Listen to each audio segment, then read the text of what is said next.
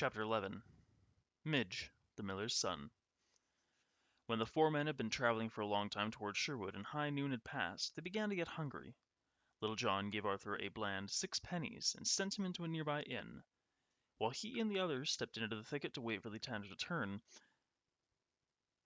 After a time he came back with a large loaf of brown bread, a fresh round cheese, and a goat skin full of March beer.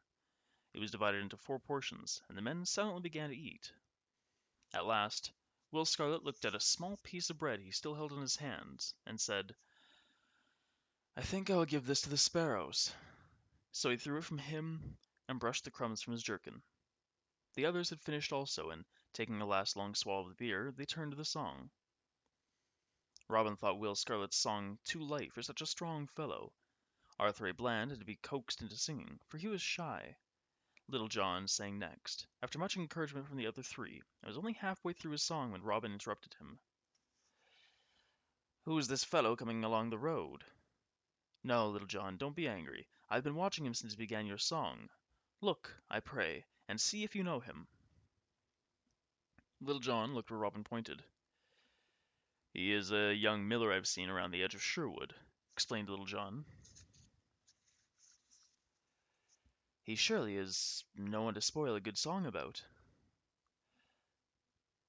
"A strong fellow, too," said Robin. "I saw him crack Ned O'Bradford's head open, quite neatly, about 2 weeks ago." The young miller was closer now. His clothes were dusted with flour, and over his back he carried a great sack of meal and a thick staff.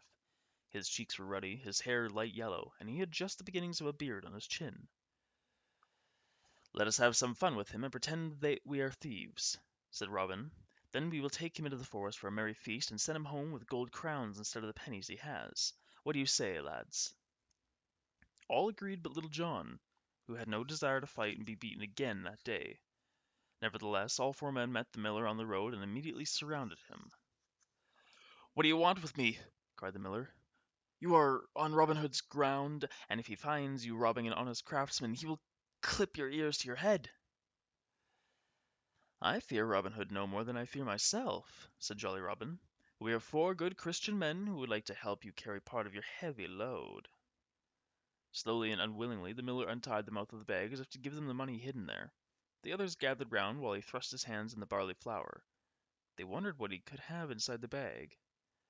Suddenly he flung handfuls of flour into their faces, filling their eyes, noses, and mouths with it, blinding and half choking them. While all four stumbled about, coughing and rubbing their eyes, the miller tossed another handful and another, until their hair and beards and clothes were as white as snow.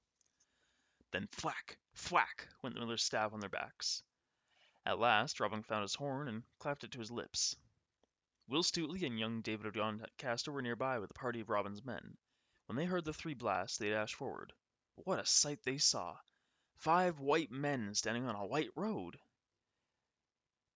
That night all was ablaze with crackling fires and feasting in the woodlands to welcome the new members to the band, for Midge, the miller's son, had also joined the band and come with them to Sherwood. Robin stood before the fire and announced, "Today I have gained the 3 strongest yeomen in all Nottinghamshire, and many a sore and bruised bone." The forest rang with jesting and laughter until at last each man lay down. Then silence fell on all things, and all things seemed to sleep.